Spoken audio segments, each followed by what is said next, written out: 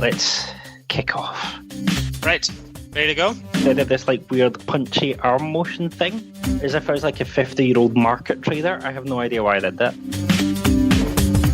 I actually have mulled wine, Jonathan.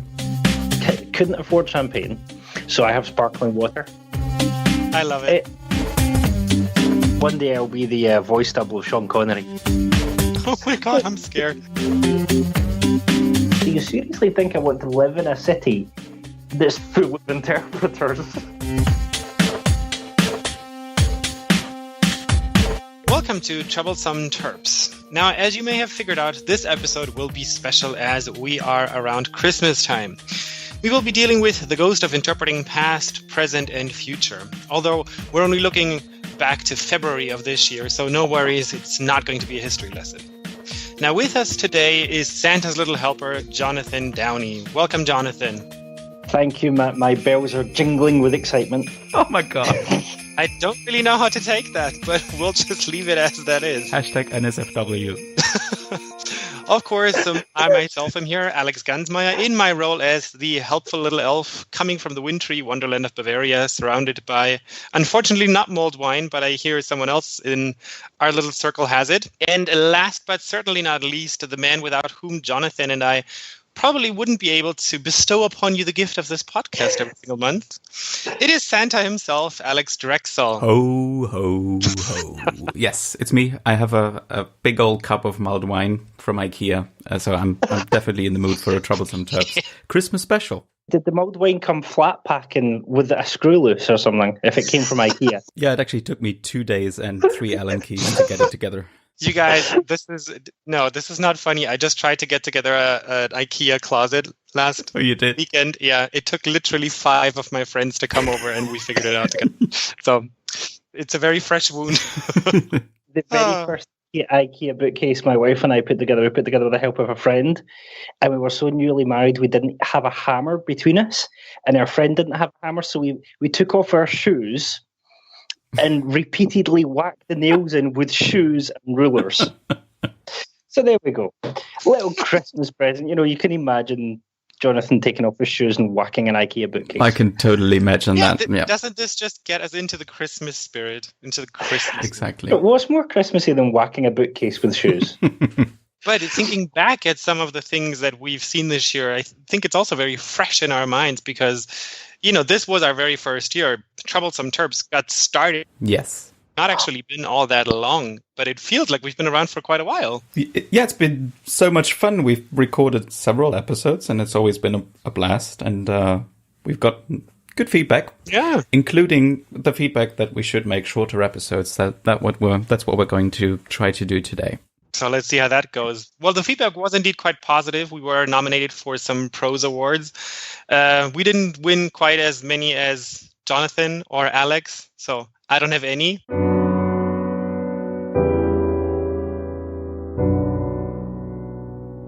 So it would be nice if we won some next year. You can win the Troublesome Terp Award for the most deserving non-winner ever posed New Choice Award in interpreting, who's also German. Yes. Love it. I'll take it. I'll take anything I can get my hands on. Yeah.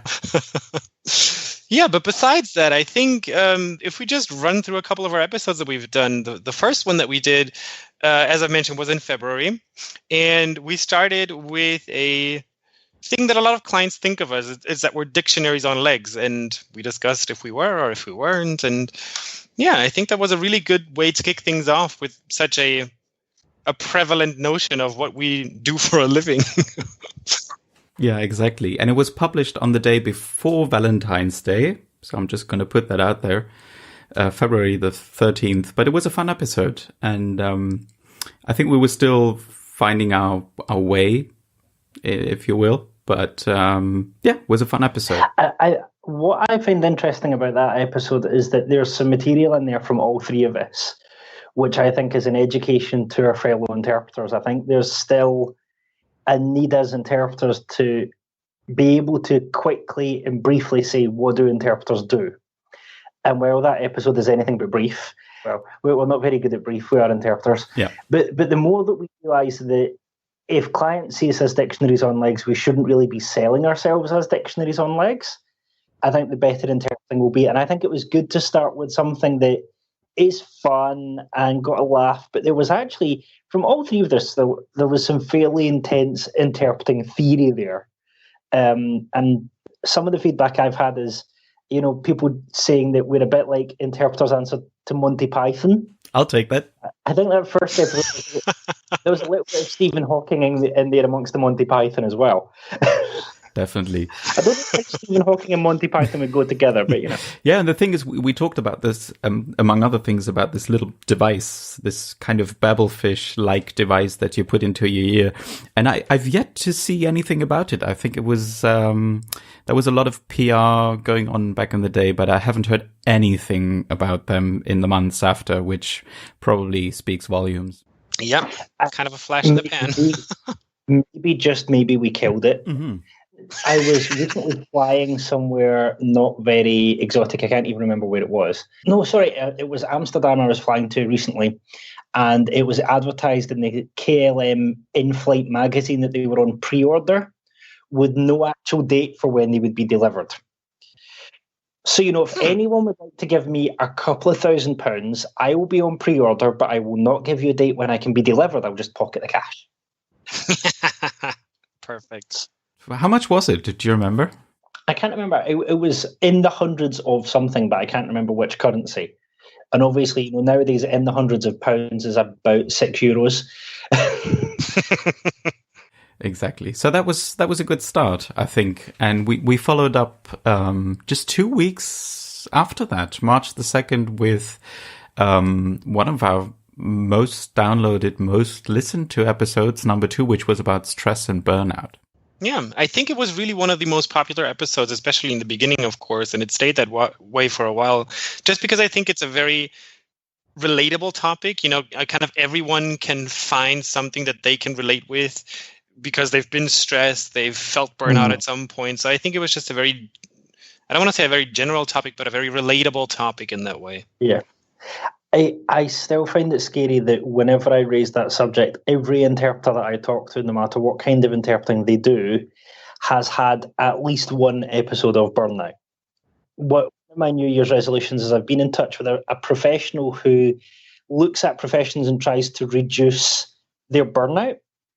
And so one of my New Year's resolutions is to keep talking to him and see if we can get something done that would help interpreters to either not burn out or at least to reduce the amount of burnout in the profession. I don't think it's something that's necessary for interpreters, but everyone has been there. So let's see what we can do next year to stop it. I think that's a very good New Year's resolutions. And we'll talk a little bit about New Year's resolutions or wishes for 2017 at the end of the episode. But that's definitely one of the good ones, I think. Yeah, definitely one of the good ones.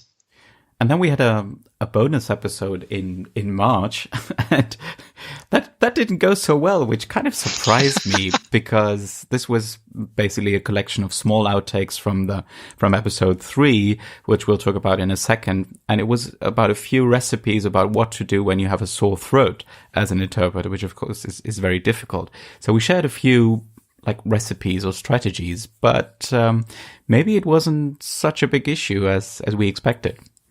Or maybe it was my onion tea recipe. I don't know. Everyone's going to go back to that mini episode and go, what was the deal about onion tea? No, I'll just tell everyone to listen back. It's just a few minutes, just a small bonus episode. It's literally just 3 minutes long, everyone. So just head on over there. I think we're probably going to link it in the description box below. So please do send us your recipes for getting rid of a sore throat. Maybe we should have an interpreting wiki of sore throat cures, because I think every interpreter has a different sore throat cure. Yes. I suppose the best one is just stop interpreting for a while, but I can't see any of us doing that because interpreting is addictive.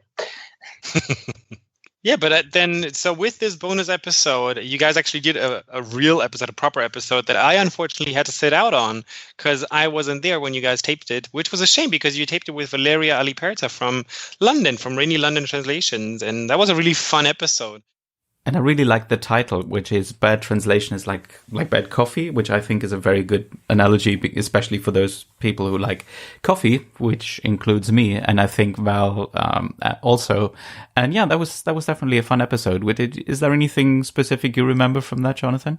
I do remember that we ended up, without meaning to, previewing our conferences episode because Val and I had been to the same conference. That's right. Can I just put a sales pitch here for fellow interpreters?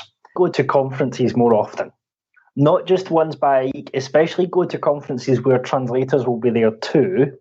Although not everything will be absolutely relevant to everything that you do, the atmosphere of being amongst fellow language services professionals is going to inspire you. And I think we have underestimated how much interpreters can learn from translators. I even met an interpreter who is using Trados to do terminology work. Translators are way better at mining and managing terminology than interpreters are. I would not be surprised if there's an interpreter somewhere who writes their terminology on the back of a brown envelope. Translators now seem to have their terminology stored in the cloud, stored in the sun, stored in the whatever, and they know what they're doing. And so I think interpreters need to get off their chairs and go to a wider translation and interpreting conference. And incidentally, we would find that presentations would be more relevant for us if more of us were to turn up. That's a good point. That's a very good point. But we'll get to the conference episode later on. That was episode 7. So this one with Valerie was in March, and then we skipped April, probably because it was high season for most of us. And then the next episode came out on May the 6th, which was on another very controversial topic, i.e. remote interpreting. Yeah, and it's still very controversial to this very day. I think, sticking with the theme of Christmas, that's just kind of the gift that keeps on giving. I'm pretty sure we're going to be talking about that again in 2017. Yes. I would really be surprised if we weren't. And we had a guest on that episode as well, Professor Barry Olson from the Monterey Institute, which was great because he's probably the most knowledgeable person when it comes to remote technology and all the new platforms that keep popping up. So it was great to have him on. What really stood out to me about that episode was a very candid admission from Professor Olson that remote interpreting is about covering certain, I think he called them use cases of interpreting. And I think if we can understand that all of these technologies that are coming into interpreting are good for different cases, and none of them are going to replace simultaneous as it is, sadly, nothing is going to replace long consecutive, which I just really, I'm still scared of. It scares the Rosanna out of me. So none of these things are going away. It's just that there are new forms of interpreting and new use cases. And that actually is good because it creates bigger markets for us all. So that really stood out to me in that episode. And from then on, one of my mottos has become, listen to the researchers, ignore the marketers. And that goes for any interpreting technology at all. Yeah, I think that was definitely one of the key takeaways from this episode. And also it's something that Barry keeps on saying. He's saying that we have to engage with the new technology. We have to at least look at it. We cannot just say, no, we want nothing to do with it. We'll have to look at it. We'll have to see if it's any good or how it can help us. And also is that it won't necessarily replace any traditional forms of interpreting, as you just said, Jonathan, but it may open up new possibilities and new opportunities for us, which I think is a healthy approach to the whole thing. Any thoughts from your side, Alex, on remote? Many, but too many for a short episode. Too many for a short episode. No, I agree with you. I think we definitely have to interact with the new technology that is coming out. Otherwise, it's just going to steamroll us because something is coming one way or the other, whether we like it or not. I'm just still... I thought that was to me one of the most interesting episodes that we did, just because you could actually ask Barry about all the different hot button topics that have to do with remote interpreting. So what happens if the computer crashes? What do we need to do? Who's responsible for what? And I'm not sure I agree with all the answers yet, but I definitely think it's one of those topics that we just need to talk about, and we just need to be open to the idea, but be critical of the execution. Because, for me, interpreting needs to be good interpreting. There's really no point if it's bad interpreting. And if this new technology, this new way or this new technology that opens this new market, as Jonathan said, gives our good service a bad name because it kind of, doesn't really work the way it's advertised, then we have to be really, really critical. And that's kind of I'm kind of torn, as you can tell, because I'm obviously kind of like into the whole idea in a way, but then I'm really not. So for me, I'm still on the fence. But that to me was really one of the standout episodes that we did of the year so far. Mm-hmm. Absolutely. And as we just said, this is probably one of the topics that we will be revisiting next year, maybe again with Barry or maybe someone else. But I mean, there are new platforms popping up all the time, different approaches. So it's something we should keep an eye on, I think. And it's a good fit for a Troublesome podcast. Well, one of the things, most people listening to this won't know the background to Troublesome Terps, we don't need to do the whole story, but three of us agree that there needed to be a space in interpreting to deal with the topics that are traditionally taboo. Yes. And remote interpreting, while it's not taboo, as soon as you say those two words next to each other in a sentence, you tend to get some kind of emotional reaction. I think where we can kind of pat ourselves on the back is we managed to cover that topic without either going fanboy over the technology or telling Barry where to put it. Somewhere in between of being cautiously welcoming and happily skeptical. And I think this is the thing, is that we're probably one of the braver interpreting podcasts, and I would like that to stay as our hallmark. And if people disagree, if people think we're all big Jessies and scared of stuff, tell us and we'll take on something even sharper. Speak up. There's no topic that we're going to look at and go, we're not going to cover that. I mean, Alexander Drexel is a staff interpreter. His job is not on the line. It's absolutely fine.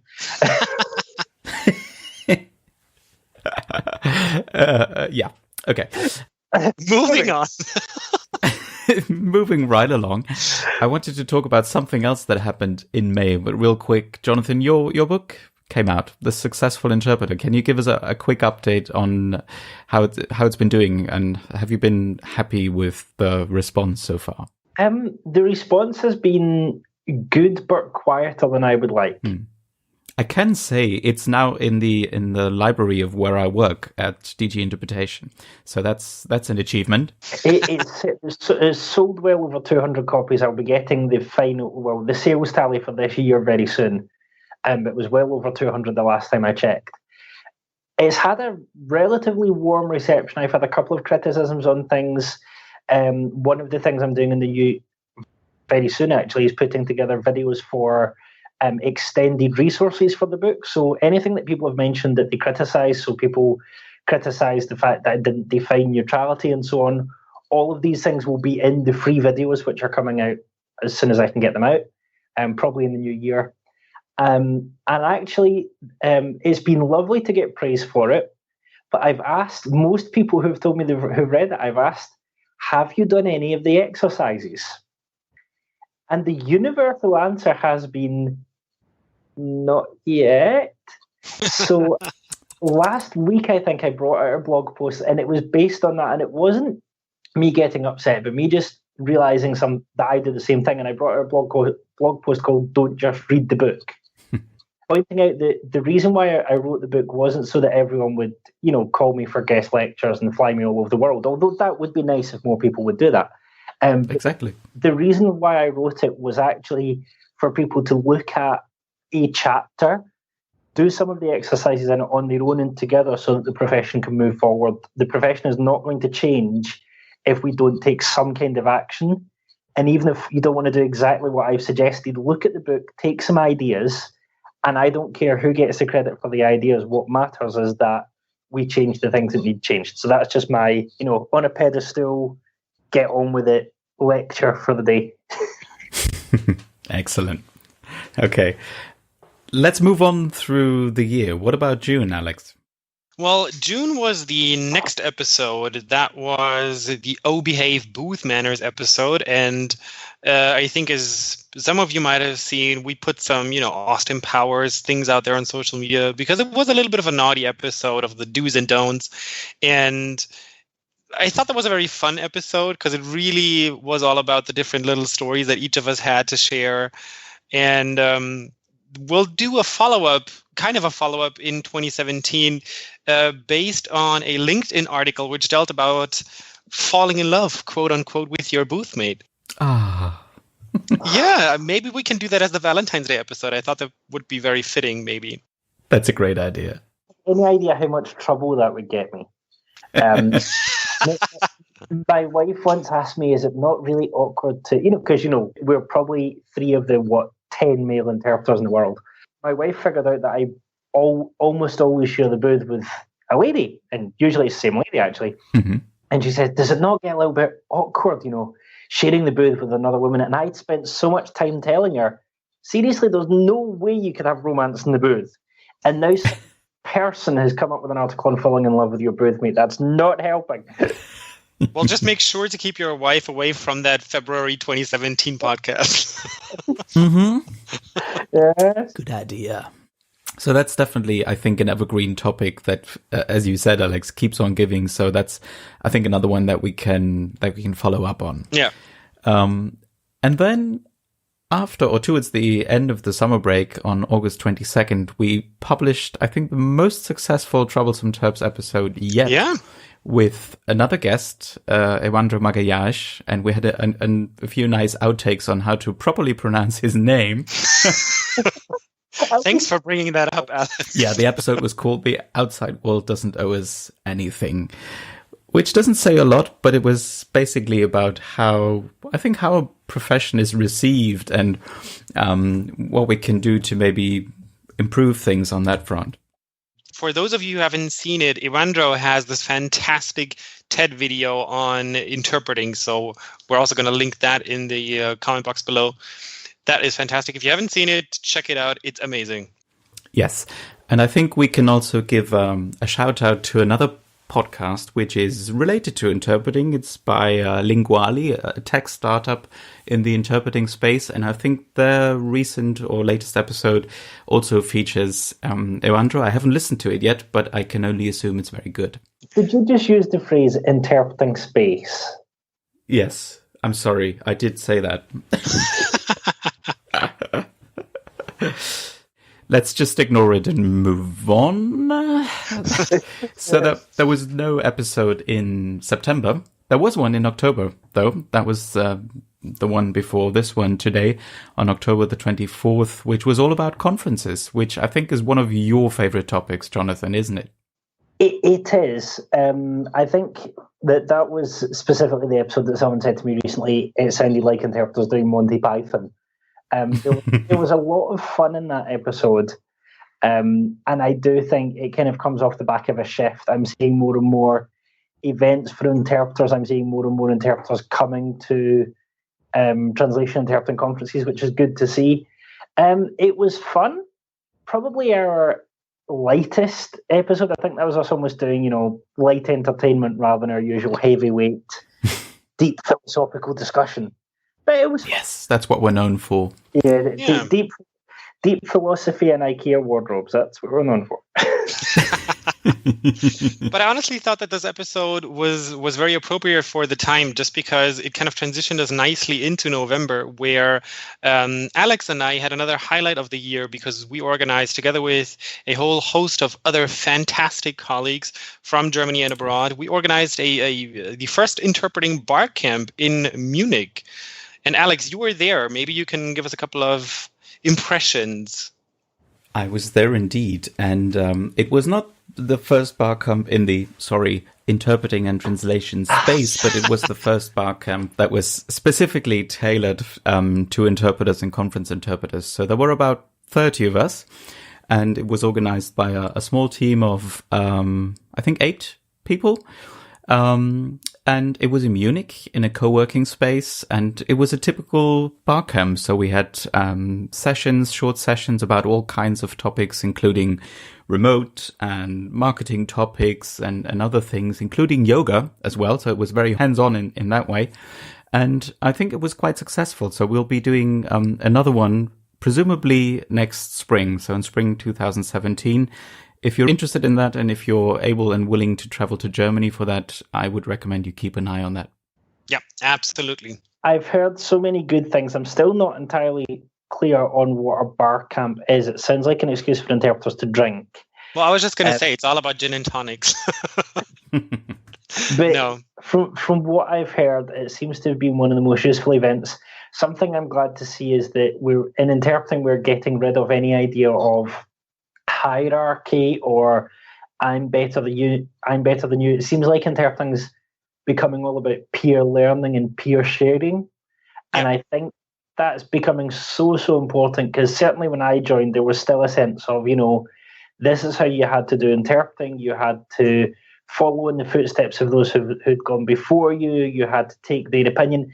And there's a place for that. I mean, I think we miss not having an apprenticeship stage in interpreting, but also the world moving so quickly. If I want to find out about using tablets in the booth, I wouldn't go to an interpreter who's been working for 30 years. I would talk to Alex Drexel. Thank you.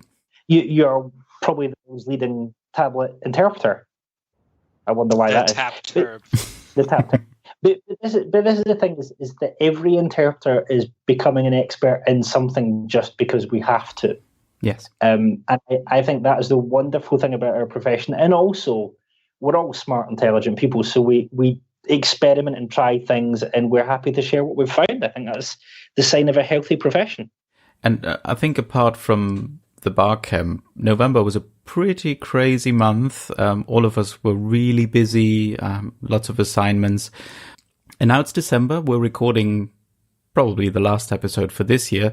But as you can reckon already, we'll keep going next year, right? Yeah, absolutely. We'll come back swinging as soon as the winter holidays are over. I just want to quickly put this shout out into all of our listeners, because we have gotten some feedback and some topic suggestions, but I think it would be really great to hear from everyone who's listening on what they would like us to discuss, or maybe somebody actually can suggest a topic that they know something great about, and then they can join us on a podcast. So I think it would be really nice if you could let us know either on Facebook, email, Twitter, or you find us on basically all the different social networks. You know where to find us. You know where to find us and how to find us. So what are your plans for the next years, guys? I think, Alex, you'll be working on a new website, I've heard. I'm planning on it. I'm planning on kind of revamping my website, just because, it's something to do. And everyone who knows me knows that I barely have anything to do in my life. So why not do that? To fiddle around with a new website. Yeah, exactly. And I found this really cool template. So thanks, Alex. That's going to be fun. Okay. What about you, Jonathan? You got any exciting projects coming up? Another book, conferences? Tell us all about it. I'm going to have 2 free giveaways for prospective clients this year. Early in the year, I'm going to be trying to solve the problem. I don't know, Alex Kansmeyer, if you've had this, where you get offered an assignment and you seem to have an endless email conversation to get all the information that you need to be able to do it properly. Yeah. So I have designed the ultimate interpreter briefing form, and that will be going live on my website early in the new year. And the idea is that any client who wants that can have it for free. They just need to give me their email address. And if they give me their email address, I'll give them 2 weeks of tips for working effectively with interpreters. There's also a free ebook aimed at clients, which is, I'm about halfway through at the moment based on blog posts and things. But my main deal for next year professionally is to try to get more direct clients. So you will see me on various social media places. I will be very difficult to escape in real life. Just pushing it. I'm beginning to realize that the visibility of our work is actually not as great as it could be. I think I told you this story in a previous podcast. I went to one of Europe's largest trade fairs for the events industry. And, what else is interpreting but part of the events industry? I was talking to clients there, and they were saying, we need interpreters all the time, but you're the first interpreter who we've seen at one of our trade shows. And my reaction was, really? that's shown me that there's an opportunity there to get interpreting in front of clients. There are other projects on the go next year that will be revealed as they come up. But what's exciting is this is the first year, my first new year after doing a PhD, and the world is my oyster. Ethically farmed shellfish. Awesome. How about you, Alex? What's coming your way in 2017? Well, not much. So the professional life of a staff interpreter is actually very steady. But like that's a bad thing? No, I think for me that's fine. I'll be, for example, at the CUT forum mid-January. It's not a super well-known conference in the interpreting space, but it's actually a very interesting conference. So if you're interested in hearing a few talks from academia and from language service providers and so on, if you just Google CUT forum, you can find more information on that. So you can find me there. And if you're there, do say hi. And I'll be at the ITI conference in May in Cardiff. So if you're there as well, it would be great to meet you. One of my New Year's resolutions is actually to do more work on media and PR and kind of marketing and sales interpreting. So yeah, that's something I want to develop next year as well. Awesome. So it sounds like we all have very interesting things coming up for 2017. And one of them will be to continue this wonderful podcast. Gentlemen, it's been a real pleasure, and I hope we continue this. Yeah. Yep. I think we should wish all the listeners a very happy Christmas or whatever other holiday they are celebrating. Happy holidays. Happy holidays, and see you in 2017. Have a fantastic New Year. Happy New Year. Yes. Bye. Bye.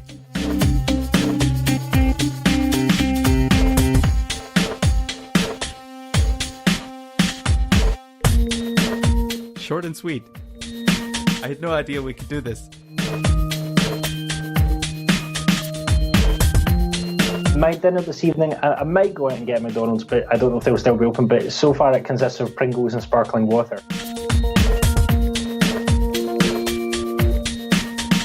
Deep philosophy and IKEA wardrobes, that's what we're known for.